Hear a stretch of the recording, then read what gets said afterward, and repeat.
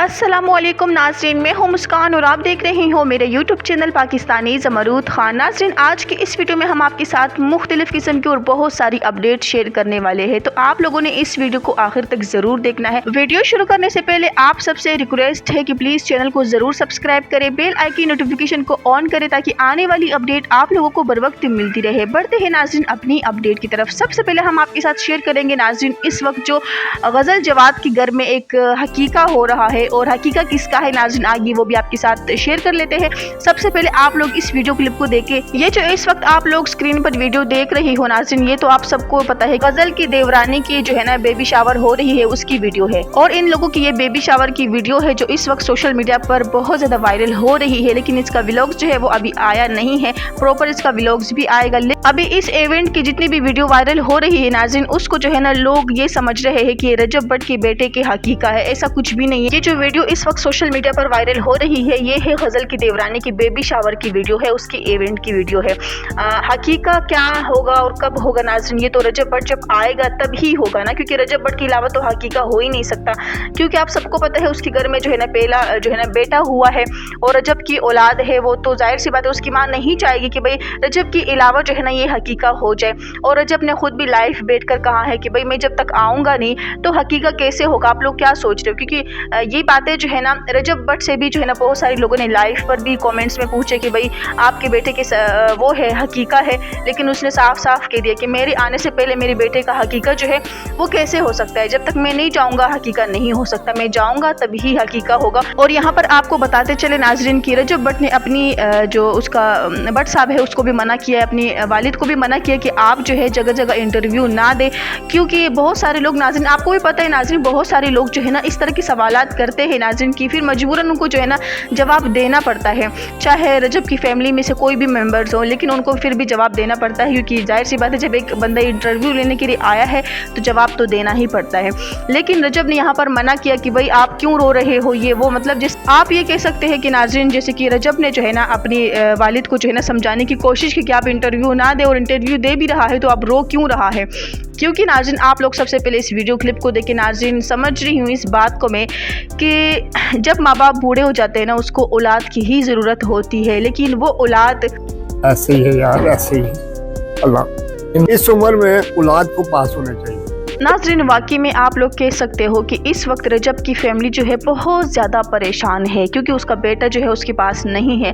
और कल जब किवान सुल्तान भी अपने घर गया या अपनी नानों के घर पे गया तो कल के व्लॉग्स में आप लोगों ने भी देखा होगा कि भट्ट साहब जो है और माजी जो है वो बहुत ज़्यादा रो रहे थे कि मतलब हमारा बेटा भी हमारे पास नहीं है और जो बेटे का बेटा है वो भी चला गया।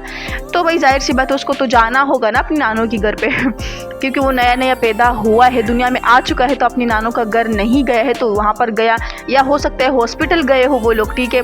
लेकिन यहाँ पर ये दोनों बहुत काफ़ी ज़्यादा परेशान नज़र आए व्लॉग्स में भी, और यहाँ पर इंटरव्यू भी जब ये भट्ट साहब दे रहा था तो तब भी बेचारा रो ही रहा था कि मतलब इस उम्र में औलाद को पास होना चाहिए। लेकिन अफसोस के साथ कहना पड़ रहा है मुझे कि रजब की हरकतें जो है ना, रजब की बड़े बड़े बोल जो है ना, ये इस फैमिली से जो है ना कभी भी जो है ना सुकून के साथ ज़िंदगी नहीं जो है ना इंजॉय कर पाएगा अपनी फैमिली के साथ, अपने माँ बाप के साथ, अपनी बीवी के साथ। क्योंकि बड़े बोल नहीं बोलना चाहिए कभी भी, क्योंकि बड़े बोल हमारे अल्लाह ताला को पसंद नहीं है। चाहे आपके पास कितना भी पैसा हो, कितना भी आप जो है ना किसी की हेल्प भी करें, लेकिन अगर आप बड़े बोल बोलते हो तो अल्लाह ताला आपको जो है ना आसमान से लेकर ज़मीन तक जो है ना ज़मीन की मिट्टी के साथ आपको मिला देता है। तो कहने का मकसद ये है कि बड़े बोल कभी भी नहीं कहना चाहिए अल्लाह ताला के सामने। हम सब जो है ना अल्लाह ताला के बंदे हैं, ठीक है। ये पैसों और उसके माल दौलत की बात नहीं है, अल्लाह ताला की नज़र में सब लोग एक जैसे ही है। तो नाज़रीन आपको बताते चलूँ एक और अपडेट जो इस वक्त सोशल मीडिया पर बहुत ज़्यादा काफ़ी वायरल हो रही है, जिसमें वो वीडियो मैंने भी देखी थी नाज़रीन, जिसमें रजब भट्ट जो है लाइव पर डॉगर के साथ और एक लड़की के साथ बात कर रहा है लाइव पर। लेकिन लाइव कटने के बाद जो है ना रजब भट्ट कह रहा है कि चल कुत्ती, ठीक है। ये मैंने भी सुना है, कुत्ती अल्फाज उसने इस्तेमाल किया है। लेकिन उसके बाद जो लाइव कटने के बाद उसने कहा है, ठीक है। उसके बाद जो है उस लड़की का बयान आया है, आइए आपको सुनाती हूँ, आपको दिखाती हूँ कि वो बयान क्या है और क्या उसने रजब भट्ट के बारे में कहा है। और वो लड़की जो है अगली बार तूने मुझे गाली दी मैं तुझे फाड़ के रखूंगा। इसने कट करके मुझे गाली दी है, इसकी मैं दूं इसको गालियां। यार मेरा सिंपल सा मेरा पैगाम है, सिंपल सी मेरी एक रिक्वेस्ट है। मैं लड़ाइयों से बहुत दूर हो गया हूँ भाईजान, मैं माड़ा बंदा हूँ। नाजरीन, ये रजब भट्ट की ये बातें जो है ना, ये मुझे समझ नहीं आ रही कि इसका मतलब क्या है, क्योंकि एक तरफ ये गालियाँ दे रहा है लाइव पर बैठकर, वो भी लड़कियों को, और दूसरी तरफ ये कह रहा है कि मतलब मैं माड़ा बंदा हूँ, मैं किसी के साथ लड़ता वड़ता नहीं हूँ, मैं बड़ा शरीफ हूँ और मैं घर जाना चाहता हूँ। लेकिन अगर आप घर जाना चाहते हो तो इस तरह के लोगों को जो है ना गालियाँ दे रहे हो, तो जो लोग आपके पीछे पड़ जाते हैं, फिर आपकी ज़ुबान खुद ख़राब है ना। इनमें तो किसी की गलती नहीं है, क्योंकि आप इस तरह के अल्फाज यूज़ करते हो, वो भी ख़ास तौर पर जब इसने कुत्ती कहा है ना नाज़रीन इस लड़की को, तो वो मिस्टर पतलू की साइट पर बोला है इसने कि मतलब मिस्टर पतलू के लिए शायद इस लड़की के एडिटरों ने या शायद इस लड़की ने जो है ना मिस्टर पतलू के बारे में गलत कहा था, जिसकी वजह से रजब ने इसको लाइव काटने के बाद जो है ना इसको कुत्ती कहा और लाइव जो है ना उसने काट दी, जिसकी वजह से ये लड़की बहुत ज़्यादा गुस्से में आई। और गुस्से में इसने क्या कुछ बोला कि मतलब आप बट्टी हो, आप एक बाप की औलाद नहीं हो, ये वो इस तरह के अल्फाज उसने इस्तेमाल किए। मैंने यहाँ पर शेयर तो नहीं की, लेकिन आज मैं आपको बताते चलूँ कि इस तरह के अल्फाज जो है वो उस लड़की ने बोली लाइव पर बैठकर।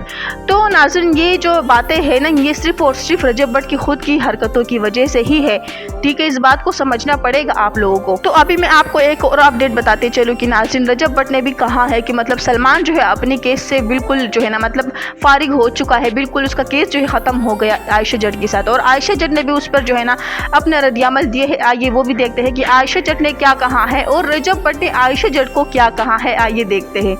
जब सलमान का कुछ काम खराब चल रहा था काफ़ी पिछले कुछ 6-7 माह से 4-5-6 माह से सलमान का काम खराब चल रहा था। मैं बच्ची का नाम नहीं लूँगा, लड़की का नाम नहीं लूँगा, उसने अपनी ज़िंदगी अपने हाथ से खुद खराब की है।